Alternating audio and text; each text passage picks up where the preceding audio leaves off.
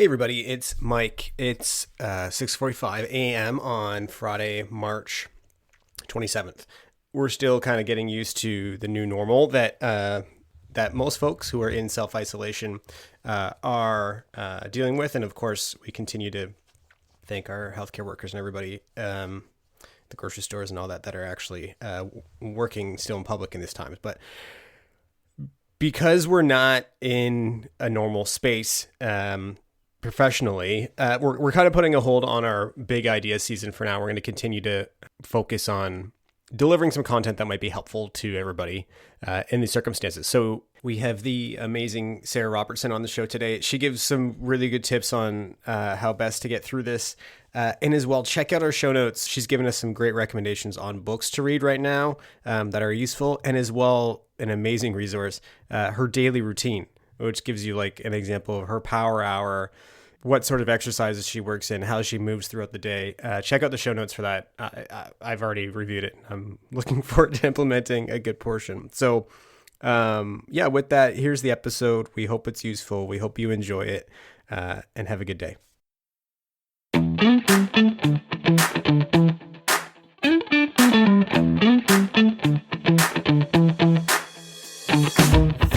Welcome to the Lori Life Podcast, where we seek to navigate our days with a little less stress and ideally a lot more fulfillment. In this special episode, we speak about the pandemic once more, but this time it's with our first returning guest, Sara Robertson. I'm Mike Anderson. And I'm Darlene Tonelli. Hello, Darlene. Hello, what's going on? Mike. What's going on? Oh, what is going on? Ugh. I feel like things are even a little bit more toned back than they were when we last spoke, right? What do you mean by toned back?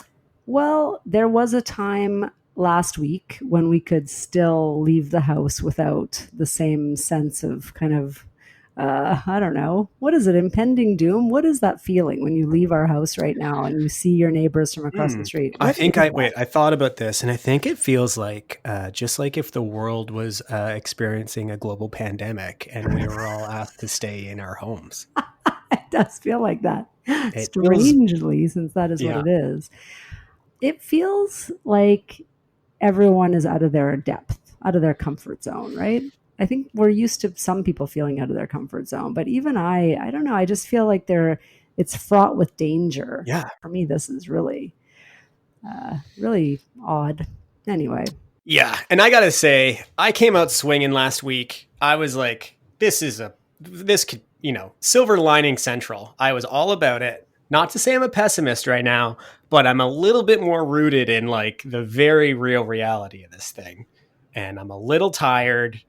And I'm really looking forward to the conversation with Sara today because she, as I've said before, always leaves me with a lot to think about and process and apply. And in fact, proof of that is that just before we started recording today, I was doing the box breathing method that she brought to us in the first episode that she guested on, because I literally had just run up the stairs from doing my morning shift with the kids, transitioning directly into this recording session. And and she gave me that tool, which I use and is extremely helpful. So I'm sure that in this episode, she'll give us some more tools to deal with this like very unforeseen, uncertain, totally random time.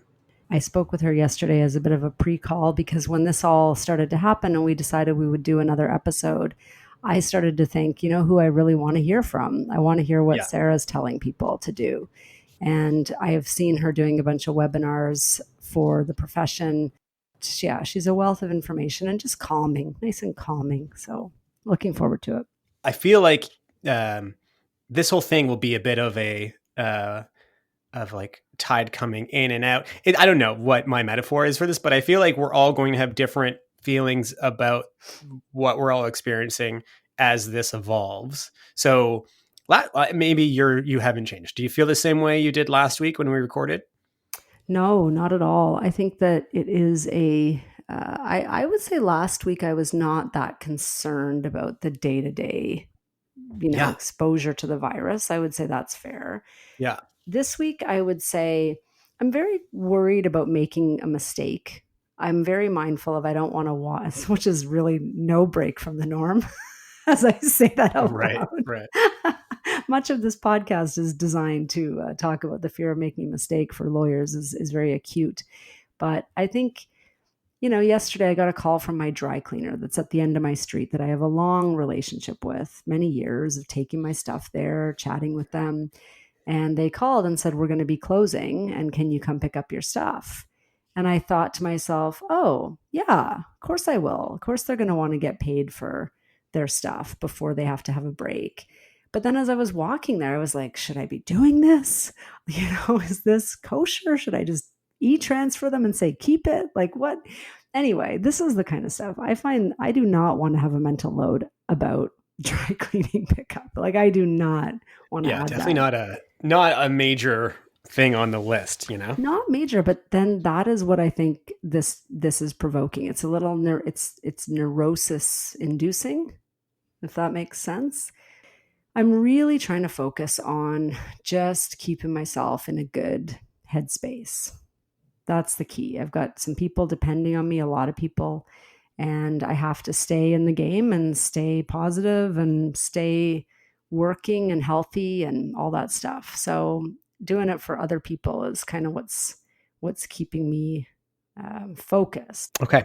So today we have our first returning guest, Sara Robertson. So for those of you that haven't listened to the first episode we did with her, one of our most popular, it's a great episode on mindfulness in the profession. She's the founder of Lime Horse, and that's a professional education company that focuses on the legal profession. She offers online and in-person training in mindfulness, emotional intelligence, organizational development, and peak performance. She's a faculty and advisory board member of University of Toronto's AMM Mind program, a CLE planning task force member with the Mindfulness in Law Society and performance specialist at Mindful Gateway Consulting. Her passion lies in helping legal professionals build resilience and cultivate purposeful work. You can learn more about Lime Horse's programs at limehorse.com. So without further ado, here is Sara.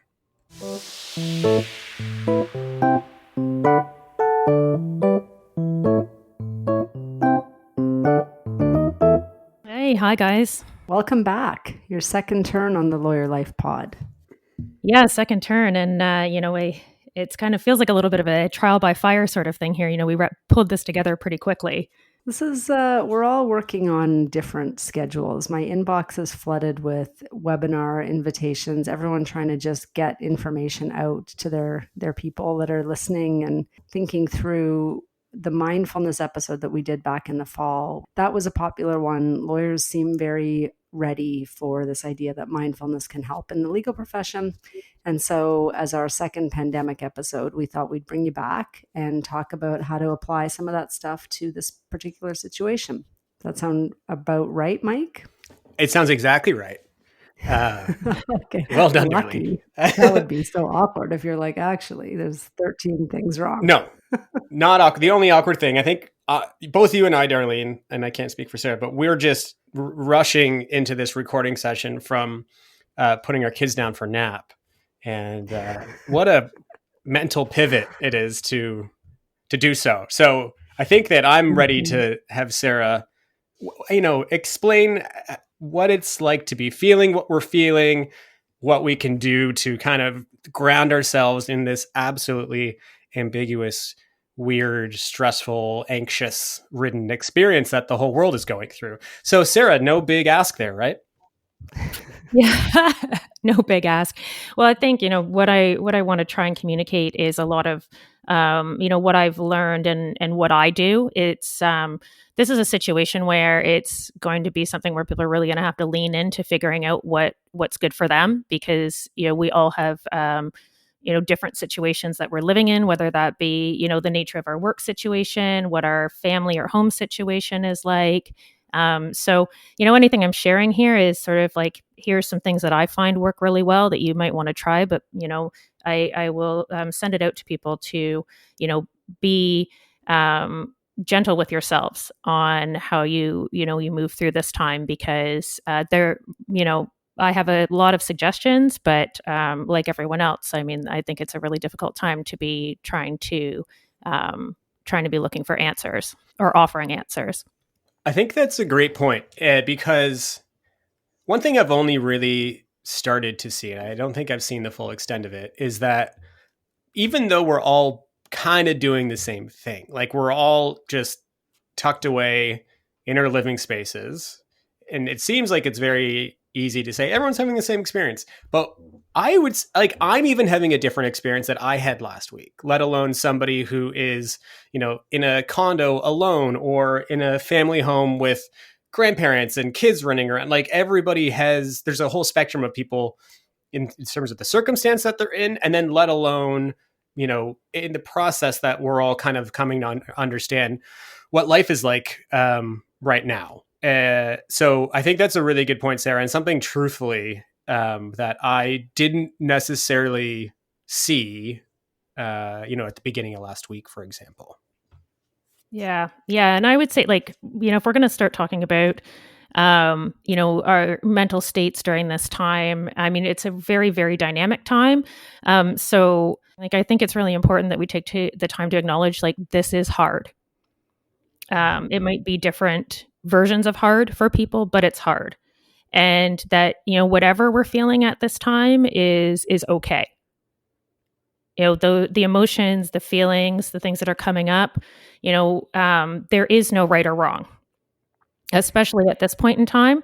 And, that we're going to be tested with what we have as far as our coping skills. And, when we're in a place like this, where there's lots of anxiety, lots of fear, lots of uncertainty, and we're going to want to reach for things like denial, distraction, projecting, obsessing, grasping or trying to control. And those are all going to be natural reflexes. But, when we can realize that those things are not going to serve us in the long run, and that it's going to keep us stuck in those feelings, that acknowledging them and finding ways to move through them is going to be something that's really, really going to help us weather this time and weather this transition that we're in. So, I do want to let people know, like, understanding, and I'm experiencing this, and people I'm talking to are experiencing this, that, our feelings are going to change a lot. They're going to come in waves.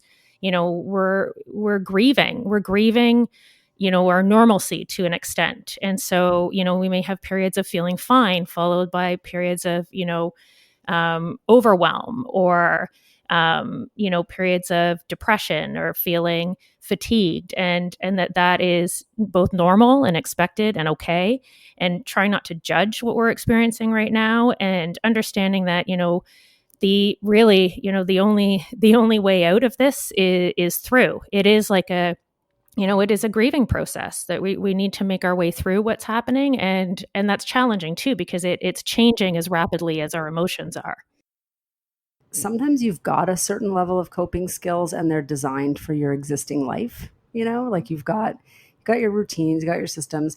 Get a curveball, and if it's a small curveball, your existing systems are good. And then if you get a major curveball, what I have experienced throughout my journey, I guess, with this stuff, is that sometimes you get a curveball that's too big for your coping resources. And you've got to really double down on all the stuff that worked to get you to success in your normal life. And I think that's what I'm going through, which is, okay, I've got things pretty in order in my regular day. This is not my regular day on so many levels. Flexibility and adaptability are your allies right now. So I am going to talk about the importance of having structure, but, holding tight onto that, or expectations of, things going smoothly is not a realistic place to be right now. So we did talk about a VUCA world. So that's an acronym that actually comes from the U.S. military post Cold War. And what it stands for is volatile, uncertain, complex, and ambiguous. And for the most part, I mean, this is what the world is like. We live in a VUCA world. For us, living in first world countries, for the most part, though, we've been in, relatively stable, predictable, manageable, and well-defined times for quite some time now. And one of the things about the way that the human brain works is that, we try to predict the future based on updating probabilities from our past experience. And we're experiencing now what would be referred to, if you have ever followed Nicholas Nassim Taleb is his name. He wrote a book called Anti-Fragile, and he sort of popularized this black swan event concept. And what a black swan event is that it's extremely rare. It's an extremely rare event with severe consequences. And what that does is it tends to expose the fragility of our systems. And so we're seeing that in a global sense right now, particularly with our healthcare system. And that is, that's one of the reasons that we're going through the social distancing and self-isolation, is because, there is some fragility in our healthcare systems, but we're going to start seeing, we're seeing the fragility in our own systems at sort of like an individual and family level as well. So we're seeing, our financial, stability and all of these sorts of things, and how that's impacted. And so one of the things that comes out of this is because we really have no lived precedent for this type of event, that creates an extreme anxiety. And one of the things that I think you guys were touching on here is, anxiety is really a sensation that we have, or something that we experience when we don't believe that our skills can match the task at hand.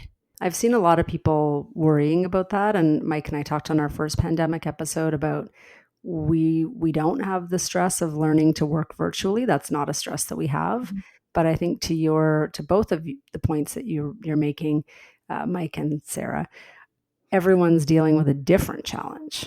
There are people, if you consider, there are people who have their pre-existing conditions. There are people who are already economically fragile. There are people who are pregnant, going through morning sickness and like all of this stuff, and worrying about the health of their baby in a normal, something that's already stressful. And then in this environment, very, very stressful. So that kind of stuff is, I think when you think about anxiety within a spectrum, we've always talked on this podcast about that this stuff is on a spectrum and anyone can be triggered at any time, right? So we all have some stuff in our life that we're worrying about. And I think when you're in a situation like this, like you're talking about a black swan event or this VUCA world, I think just to be really open and honest with each other and try to, I know we talked about connecting, but this idea of, yes, things are going to feel like they're breaking or not working, or, I think there's a lot of living in, have I made the right decision so far? How will I live in the future? Focusing on the past, ruminating about the future. I find that stuff extraordinarily unhelpful. Understandable, but extraordinarily unhelpful. This is unprecedented. We don't know what we're doing. We have to just fumble our way through one day by one day, right? Or is there a way to find a center for ourselves in this? As far as, finding a center in this storm, I would recommend focusing on getting back to basics. If you want to think about a tree, a tree needs strong roots to weather a storm. So tending to your mind, body, spirit, so that being like your mental state, physical state, your social, spiritual connections.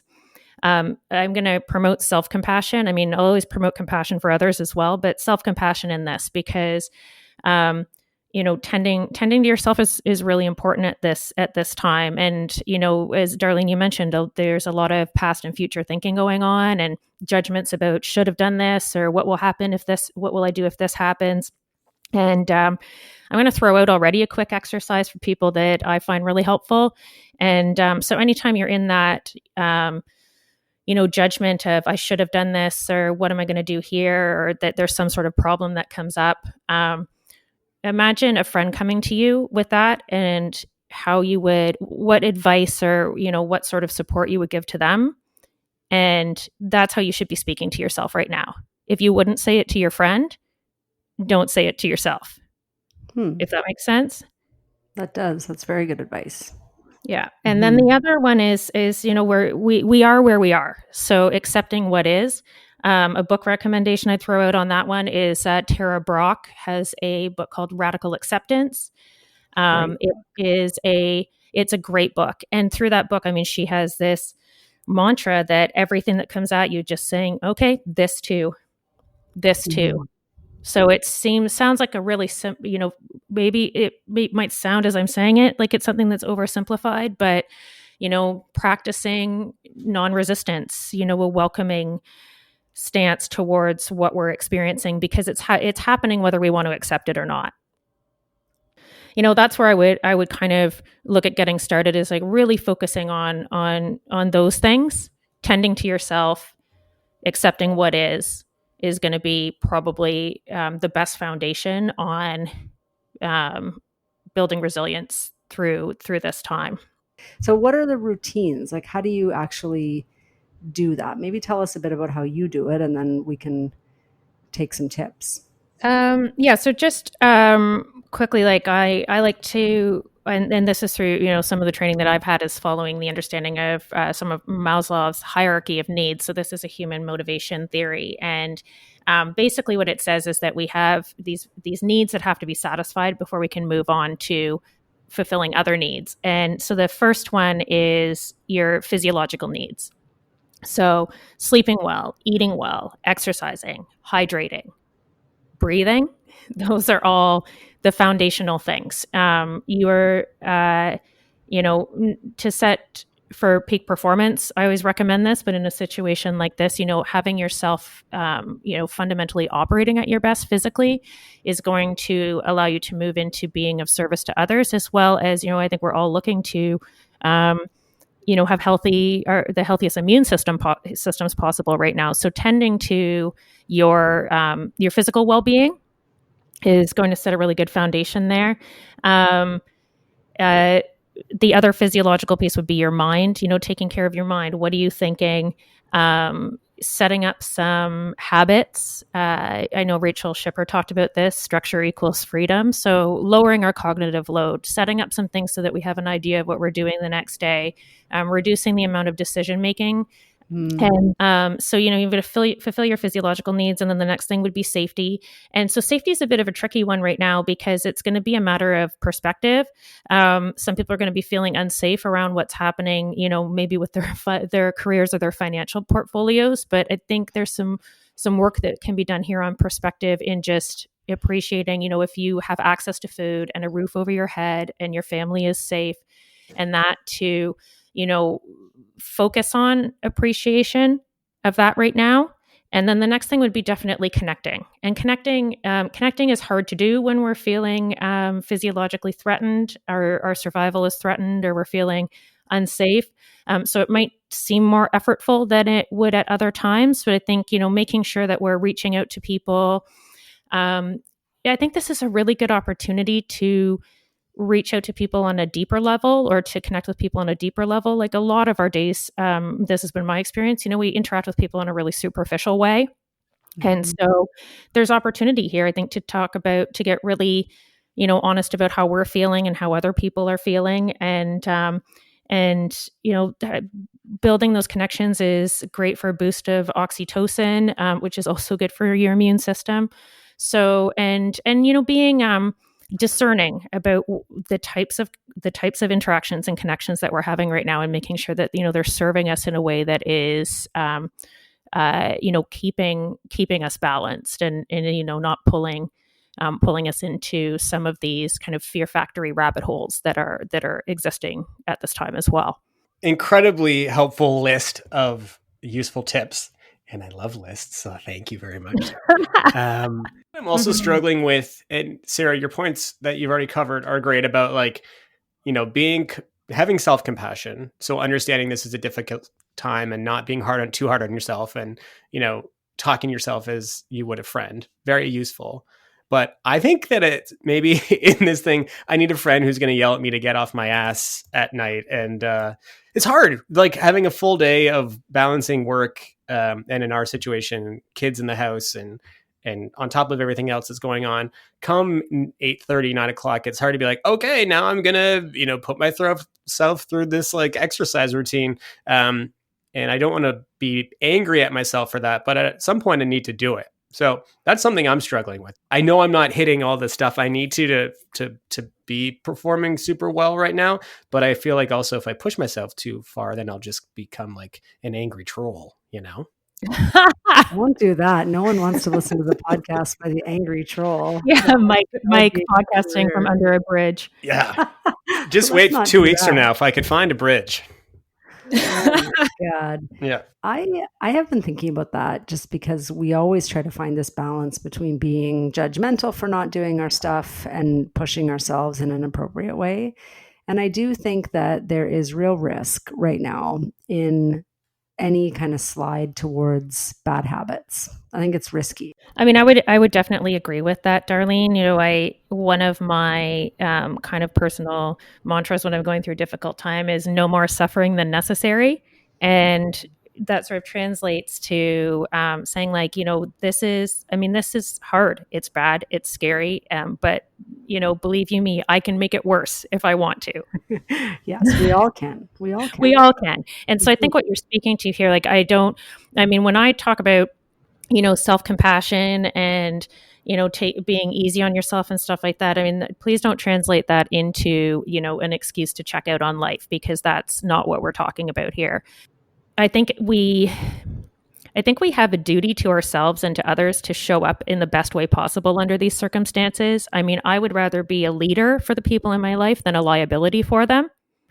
So that's a good way to put it for lawyers. Yeah. So I'm either taking care of the people around me or putting them in a position to take care of me.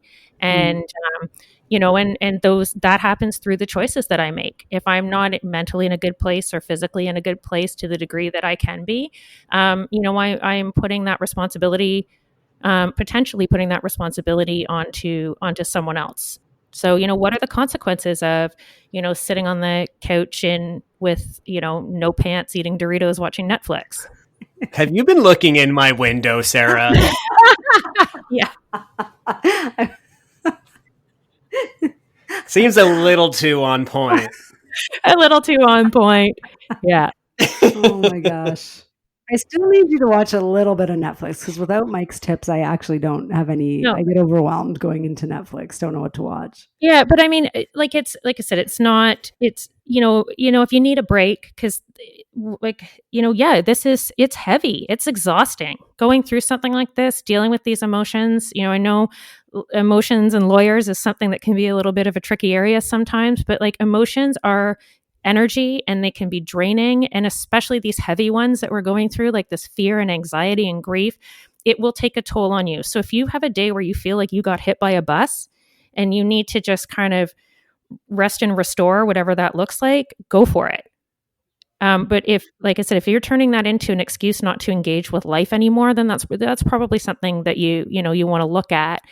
And another point that'll go on this is, in general, like tips to people that are struggling is, you know, if you're better off to do in order to feel better than wait until you feel better in order to do, even if it's small things. You can sort of act your way into something, is what you're saying. Yeah, act your way into something, exactly. So is those little things, you know, if you're feeling low energy, is it, oh, well, at least tonight, make sure you eat healthy, because that's going to give you a bit of momentum, or, you know, do that one push-up and see if you can do more. And that's, you know, is that the sort of thing that you're talking about, Sarah? Like small things that will help trend you into the right direction, even if you are starting low? Yeah. So, I mean, if you take an incrementalist approach right now, you know, whatever you can do, whatever is available to you at this point in time, and building on that is gonna be really useful in this is habit formation too. It's repeating, you know, the same thing over and over again until it just becomes something, you know, something that you do. I know, Mike, you had mentioned that one book, but there's another one called Atomic Habits by James Clear that's a really good one too, if people are looking to take some of this time to, you know, to build some healthy habits. Have you guys seen this message that a teacher in the US sent their students, and then a baseball player posted it on his Twitter, so it's gone viral?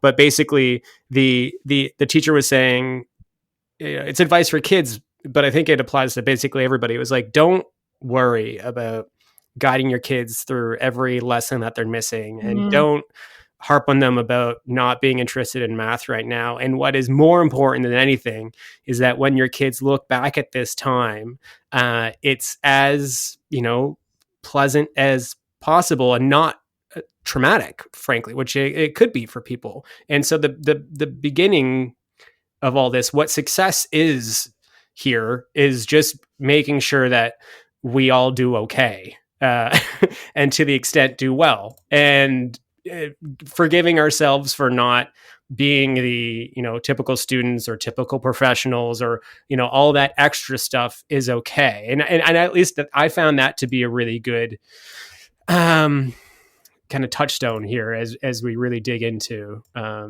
being self-isolated and looking at a timeline that is, at least here in Canada, longer than we might have anticipated from the beginning. I echo that completely with the kids. We have to think about us, but I have found it helpful to me when I think about the people around me and what they are going through. It gives me something to focus on that is real and meaningful to other people. Takes me out of my own head a little bit. At some point, we will move through this, and I don't know what it looks like, on the other side, but there, I think, is equal opportunity for positive outcome as well. We're really getting some perspective. I'm really getting some perspective on what's important. There are a lot of things that I was spending my time on that just were pulling at my attention, and that have just sort of fallen off. Like, this is not that important right now. And so I think, that's something that is positive. Maybe, there's some opportunity to jumpstart some change for people. On the last episode, for anybody who hasn't listened to it yet, that I talked about that I'm in recovery. And so, some people that may have been avoiding tackling any issues that they might have, maybe there's some opportunity here to reach out to look at, joining a recovery group or participating in a 12-step program or reaching out to people for help. Mm-hmm.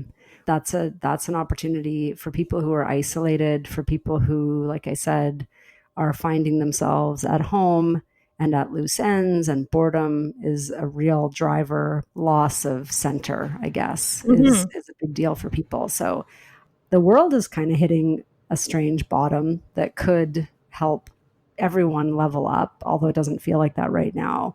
But everyone's kind of hitting this at once. So it is a source of solace for so many people. Same with all of the faith stuff. It's useful to just not think it's all about us and we have to fix everything, that there's something bigger here. Smarter people, better systems coming down the pipeline. And I don't know, this is a real opportunity to think about some of that stuff. Well, and speaking of an opportunity, we'll take this opportunity to let Sara go. Sarah's been doing the good work. Check her out. We'll post her various handles for social media and stuff, because she's been doing online courses that help with all this sort of stuff that we're talking about. I've been seeing how busy you are, and thanks for taking the time to hop on here and give us some great advice. Yeah, thank you. Actually, I'm jumping on in 3 minutes to talk to my developer about how to put in a pay what you can option on the stress management course that I have. So that'll be coming up soon. So if anyone's looking to get, some additional support in that regard online and some CPD hours as well, then you can, that'll be coming up, that available soon. I don't want finances to be a barrier for people, getting the support that they need at this point in time. And that is limehorse.com. Is that correct? Yes, that's correct. Alrighty. After this, Darlene and I will be back with our goods and gripes.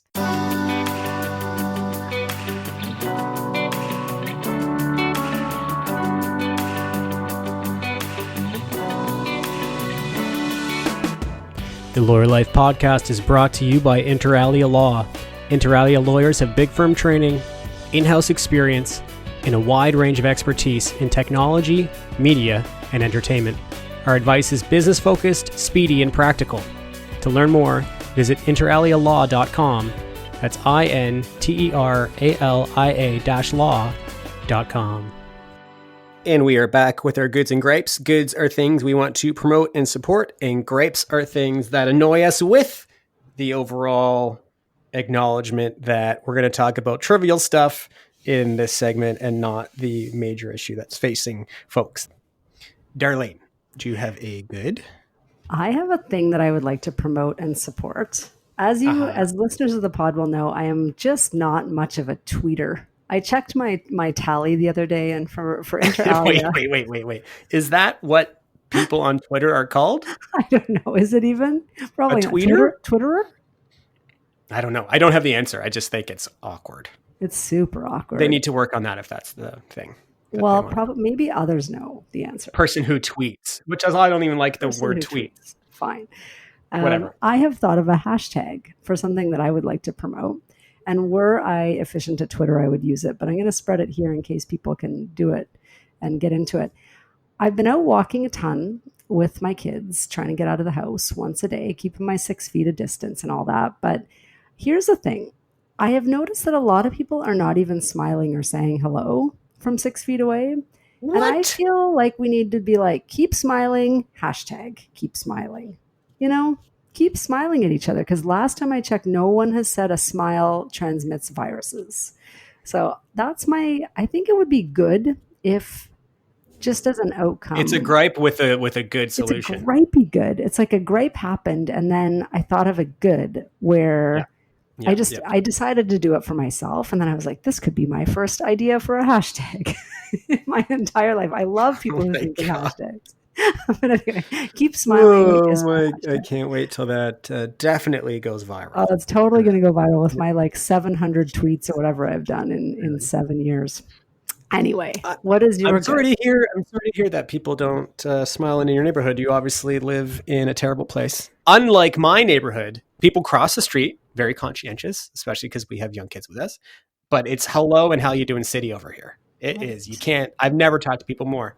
Actually. Small town versus. Small town. I normally would say, I think you're right. I think people didn't necessarily always say hello before this crisis, and that's what I would like to fix too. Yeah, this is a hello town to begin with. The town I live in. Even kids, it's the sweetest thing. Like an 8-year-old boy, you walk by him and he says hi in our neighborhood. It is like the sweetest thing in the world. Okay, my good. That could be your good. I mean, yeah, it's good. Hello towns. Hashtag hello towns. Are you a? Okay, now I'm on fire. Now I'm just a hashtagger. Oh man, Darlene, you're such a marketing guru. Okay. My good is I built my daughter and I guess son in the future a sand and water table out of wood that I had around the house and some old bins, and that felt really good. I enjoyed doing that, and my daughter used it for the first time today, and that was very satisfying. Awesome. So I don't know if the good is being resourceful or whatever, but you'll notice that my goods and gripes are all focused on my backyard right now because we're spending so much time there. And my gripe is for those of you who tune in exclusively for me to talk about my lawn and garden in the spring and summer months. Here we go. It's back, baby.